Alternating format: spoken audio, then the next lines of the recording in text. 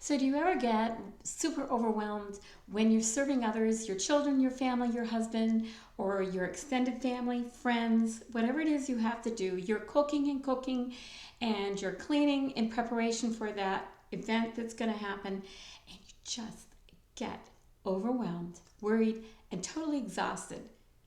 Well, that is what the story about Martha is about. And we're going to take a look at it today and see what Jesus' response is to Martha's overwhelm. So we're going to first take a look at Luke 10:38 through 42 and see what that says. So it says, "Now it happened as they went that he entered a certain village, and a certain woman named Martha welcomed him into her house. And she had a sister called Mary, who also sat at Jesus' feet and heard his word. But Martha was distracted with much serving. And she approached him and said, 'Lord, do you not care that my sister has left me to serve alone? Therefore tell her to help me.' And Jesus answered and said to her, 'Martha, Martha, you are worried and troubled about many things. But one thing is needed. Mary has chosen that good part which shall not be taken away from her.'" Then, in contrast, there's another couple verses that really spoke to my heart, speaks my heart constantly when I look them up. And they are from Matthew 11:28 through 30. "Come to me, all you who labor and are heavy laden, and I will give you rest. Take my yoke upon you and learn from me, for I am gentle and lowly of heart, and you will find rest for your souls. For my yoke is easy and my burden is light." So, at what point does service to others become a strain? Martha's story is one that I can so relate to. It's a heart that deeply wants to serve others and is constantly serving, constantly cleaning in preparation for that serving or after the serving, the event has happened. Whether it's a small event, just having your grandkids over, or just whatever it is, or it's a bigger family get together. And she is exhausted. You are exhausted. You probably can relate to this. That's why you're listening to this video. And she invited Jesus into her home in this case, but in her busyness to make everything perfect, she missed the joy of his presence and in sitting at his feet. So she totally missed that in the serving.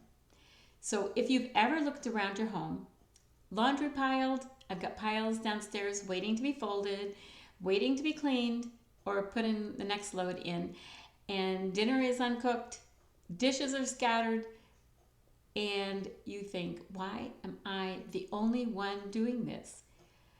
In my case, my sister's 1,000 miles away and has been a long ways away since I was like 10 years old.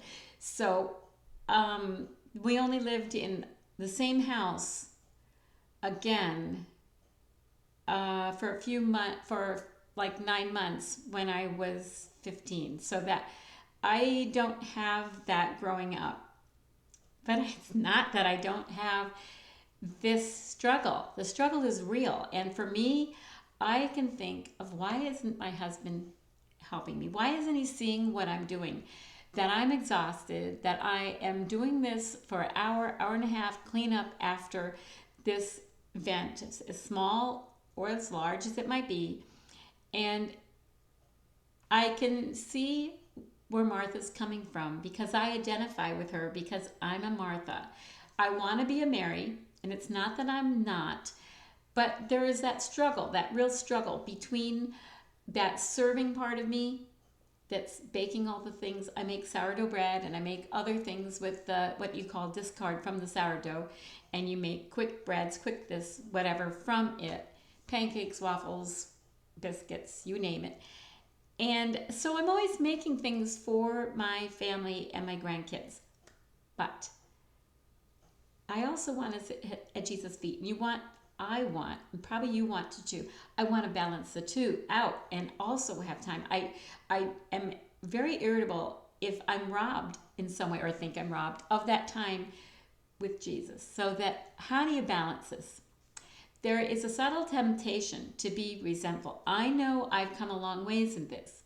You may still be in the thick of struggling. You may be younger than I am. I have the wisdom that is coming in because of this. So I hopefully have learned some lessons from this, but too often I'm back at the beginning of it and I am still in a struggle, still having to relearn the same lesson. And so maybe your husband's like mine. He's in the next room and he's watching some very good YouTube video. Nothing's wrong with what he's doing, but you are resenting him because doesn't he see? Can't he help? And if he wants to help, he doesn't know how to help, or whatever goes through your mind. And so, like Martha, we are comparing and noticing who isn't serving and who's doing all the work. We are. He's not. She's not. They aren't. And why aren't my kids helping? And so forth. So that resentment, when you feel it in your heart, is a signal, not a failure, but a fatigue. And it's Jesus gently calling your name. He called Martha, Martha.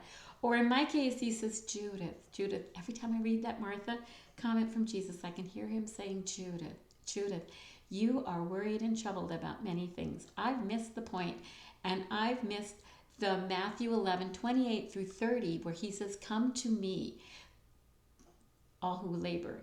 I am striving in my own self instead of giving it to him to help me through that thing that is causing the overwhelm.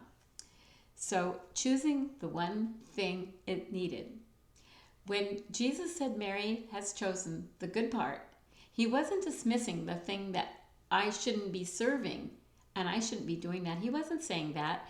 He was redirecting Martha's heart that there's always a meal to make. There's always meals to cook, laundry to fold, and people to care for. But only one thing nourishes your tired soul, your weary soul, and that's time at Jesus' feet. Either beforehand, before you have that event, so you are prepared, or after. And it's not that Martha was wrong to serve. She simply let her service replace a relationship with Jesus. And the danger for us today is the same. It is, nothing's changed. What Jesus said to Martha still applies to us today in a very deep way. That's why when you read those words, you can feel his voice speaking to your heart. And our doing becomes a distraction of the very presence of Jesus that we need to feel. And we need to take time to sit at his feet, to read his word, to pray, to simply rest in his silence. The tasks, they don't vanish. They're still there. If you leave them for a while, you're still going to have those dishes to wash or that laundry. My laundry is waiting right now. As I prepared with my journaling page, I prepared this from the journaling page from the Knowing Jesus Better Bible Reading Plan and Journaling Workbook. I'm doing that every day, and I still sit down every day and do one of those journaling pages from one of the journaling workbooks. I don't make it just for you, although I hope you do them. I make them for myself because it helps me to come back and sit at Jesus' feet. So Jesus' invitation through this passage to about Martha is to the weary woman, to you, to me, that still exists. So read Matthew 11:28-30 again and see how Jesus is painting a picture looking right at you. And he says to you, come to me, all you who labor and are heavy laden. He's saying that to me. He will give my soul rest and your soul rest. And he doesn't say, finish your chores first. He doesn't say you need to try harder or anything like that. He just simply says, come and rest in this. Jesus sees your heart. He sees the meals. He sees the laundry. He sees the late nights. I wasn't done until 10 o'clock several nights this week with everything. He sees that. And his yoke isn't another task. It's an invitation to walk alongside him, to match your steps with his, to let him carry the weight you were never meant to carry alone. When you feel yourself overwhelmed, just check your heart that you are probably striving in your own strength. I'm trying to realize this myself, that I'm in my own strength the minute I feel that overwhelm of what's on my plate that morning, that day, and that I'm going to find peace in his presence when I sit at his feet. And it doesn't mean abandoning the responsibility. It means anchoring them in his peace. When your day begins with prayer and surrender for whatever tasks you have, it becomes an act of worship. And when you fold that laundry, that you do it with gratitude. And you cook that dinner offering love. And that all these things are done for his glory. And I just hope that you got something out of this today. So have a wonderfully blessed day.